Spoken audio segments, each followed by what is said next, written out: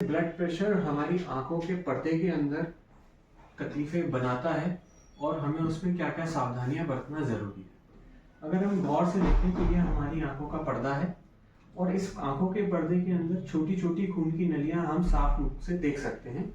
जब हमारा blood pressure बढ़ता है तो इन नलियों में से खून लीक करने लग जाता है और यहाँ पे ये व्हाइट और रेड डिपॉजिट्स के रूप में पर्दे में दिखाई देने लगता है।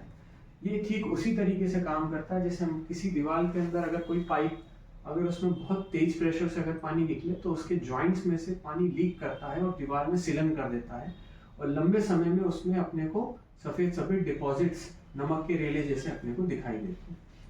ये अगर बहुत ज्यादा मात्रा में अगर ये खून निकलने लग जाए तो हमारे पर्दे के अंदर की जो मुख्य केंद्र बिंदु है उसके अंदर ये डिपॉजिट्स जमा होने से हमारे को विजन में भी प्रॉब्लम आ सकती है। इस बीमारी में कई बार पूरी की पूरी नस ब्लॉक हो जाती है जिसको हम ब्रांच रेटिनल वेन ऑक्लूजन कहते हैं।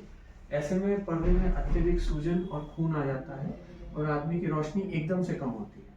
ठीक है, साथ ही साथ इसमें कभी कभार आर्टरी भी बंद हो जाती है जो कि अपने आप में बहुत घातक और बहुत ही इरिवर्सिबल डैमेज अपनी रेटिना को करती है और उससे फिर विजन भी वापस नहीं आता है। ब्लड प्रेशर के पेशेंट्स को हमेशा ये याद रखना है कि अपना ब्लड प्रेशर एक नियमित मात्रा में ही मेंटेन रखें जो कि आपके मेडिकल डॉक्टर के द्वारा दिखाया गया हो।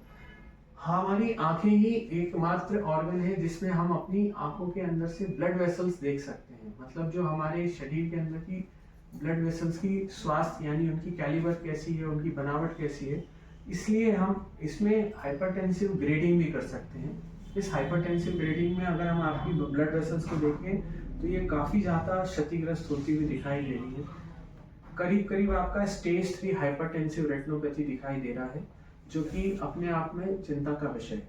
तो हम अपने नियमित डॉक्टर से मिलते रहें और उनको ब्लड प्रेशर के संबंध में जो दवाइयाँ वो बता रहे हैं उसको फॉलो करते रहें।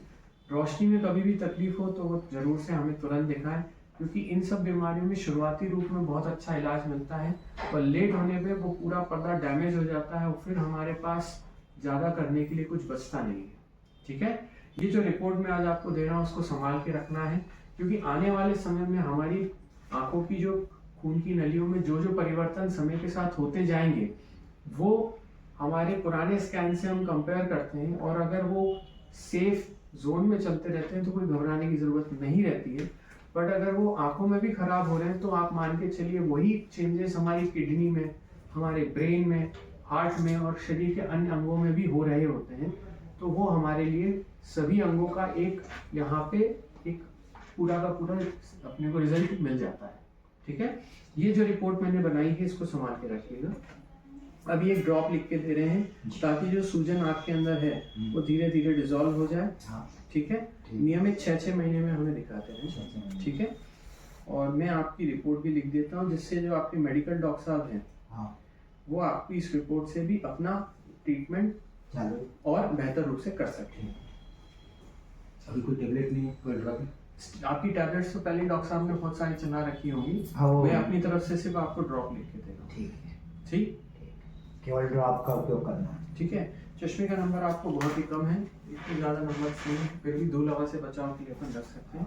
कभी भी एकदम से काले धब्बे आए, एकदम से देखना कम हो जाए, ठीक है, या फिर हमें आंखों में एकदम से खून या लालपन आ जाए तो हम कभी भी अपने डॉक्टर को आंखों के जरूर दिखाएं।